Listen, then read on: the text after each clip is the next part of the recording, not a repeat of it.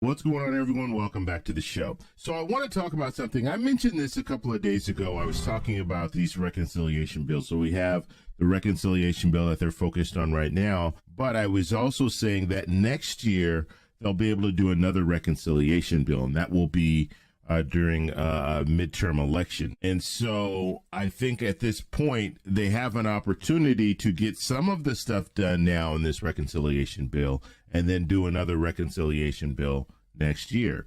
Now, I had a lot of people ask me a question, is that true? Are they going to be able to do another reconciliation bill? Where did you hear this information? And so what I'm going to do in this video, I'm going to show you the clip where I found this information, and this is from Congressman Yarmuth. So we're going to take a look at that. Then we're also going to take a look at some of the polls that I've done over the last couple of weeks, and we'll focus on the infrastructure bill, Medicare, Social Security. So we're going to take a look at that as well. But first off, on this channel, we talk about news that matters. If that sounds like something interesting to you, please subscribe to the channel and hit that little bell notification. That way you'll get notified anytime we put out a video. And like always, if you see my name and a picture of me in the comment section, make sure you also see a check mark next to my name. That check mark signifies that it's me. If you do not see that check mark, it's not me. It's someone trying to impersonate me. Okay, so let's go ahead and take a look at Congressman Yarmuth. He's going to be talking about this reconciliation bill that they can do next year. So here we go.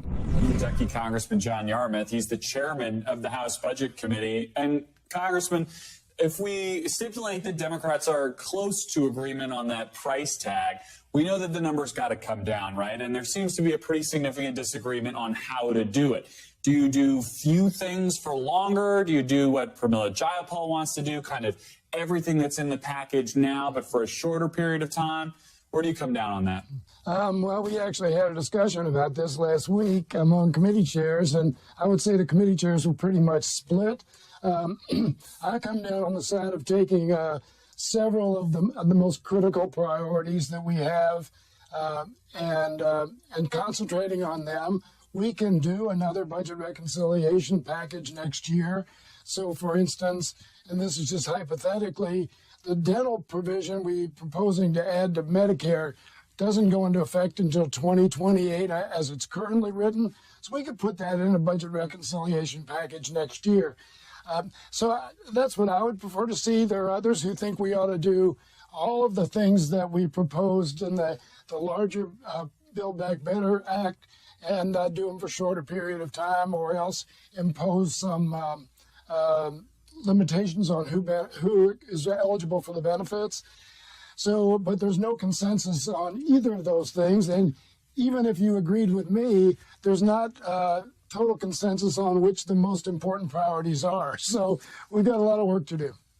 Is there consensus building around the idea of another big reconciliation package next year? I think so much talk has been about the idea that this package right now could be the last train leaving the station. But if Democrats think there's time to do another big package, that changes the conversation significantly. Well, I think it does, and I think that, I don't know that there's a consensus on it. I've talked to a number of my colleagues who seem perfectly comfortable with doing one next year. It would be right in the middle of the midterm elections, but that might pose an advantage for us, actually, forcing Republicans to oppose some really popular initiatives. So it might be, I think we should look forward to doing that. With this environment where we have virtually no hope at all of getting bipartisanship, we have to look to every opportunity we have to make progress for the American people. Okay, so that was Congressman Yarmuth. Now, you heard that last part there talking about the midterm elections, and I think this might be used as a strategy. I think we might be looking at a situation where they will do a reconciliation bill, have some things in this reconciliation bill here, and then save some of the things for next year.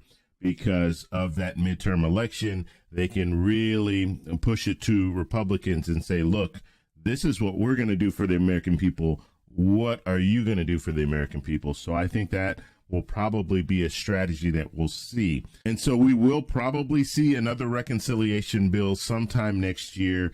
So right now the talk is about this reconciliation bill. We're still trying to get this done. I mean, we have the first infrastructure bill that's already been approved in the Senate. It's waiting in the House. They need to move on that very quickly. I think this is this is crucial that they move on that first infrastructure bill because we're taking too much time to work out the second infrastructure bill. So they need to move on the first, and then they also need to address the second.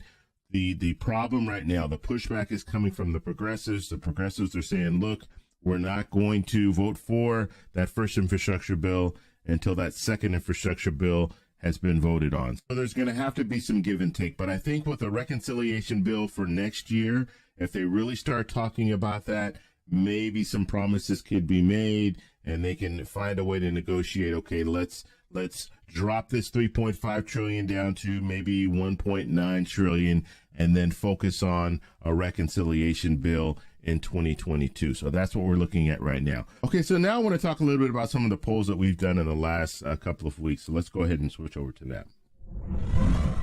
Okay, so looking at the polls, and I only did 3 polls in the last couple of weeks. I'm going to start doing at least 1 poll a day. I really do like the feedback that I get from these polls. So we're going to focus more on those in the future. So do you think Congress can pass the infrastructure or both infrastructure bills this month? And this is not surprising how we feel about this. So first off, let's look at how many people voted. 3,600 people voted, and 38% of the people said yes, and 62% of the people said nope. So they said no, 62%. So that's about what I would think. I mean, the vast majority of people think that we're not going to see this infrastructure bill, both infrastructure bills, get passed in October. And they gave kind of this artificial deadline of October 31st. So we'll have to see if they can. I mean, that first infrastructure bill, like I said, they're focused on that. And the reason that they're focused on that is because you're going to have some infrastructure provisions drop off at the end of this month. And so they're really trying to push to get that done by the end of the month. But we're just going to have to wait. I don't have any more information to give you when it comes down to it, but that's what we're looking at right now when it comes to these infrastructure bills. And I tend to agree with the viewers. You guys are right on point when I think that's 62%. I think that's where we're looking. Okay. Do you think Social Security and Medicare need to be reformed? Okay, now this is an easy softball poll question here. 2,900 people participated in this poll, and we had 93% of the people said yes. We only had 7% of the people saying that no, it does not need to, or they don't need to be reformed. I think we're in a situation where we will see some reform. The hope is, because we're not seeing anything in this reconciliation bill, with the exception of the expansion of Medicare to age 60 years old, and as well as the vision, dental, and hearing, we're not seeing a reform. I think we need to, especially when it comes to Social Security, we need to see a reform because we need to get back on track. Right now, the trust fund is set to expire in a little over 10 years. And so they need to reform this so we will have Social Security 20 years from now. Okay, so that's that poll here. Now, this last poll here is, do you think Medicare Part B will increase? Okay, my highlighter's not working for whatever reason. Let's see. Do you think Medicare Part B will increase higher than the 5.9% cost of living increase? So that's that cost of living that we just saw. And we had 1,500 people participate in this poll, and 74% of the people said yes. And we had 26% of the people said no. And that's pretty tragic, right? We're looking at a cost of living. So the COLA that we just announced a couple of days ago is 5.9%. And the premium for Medicare Part B, most people think that it's going to be higher than that 5.9%. So we're going to have to see where that goes. But obviously some reform needs to be done when it comes to Medicare Part B and premiums. And I mean, if it just keeps going up, how are people ever going to get ahead?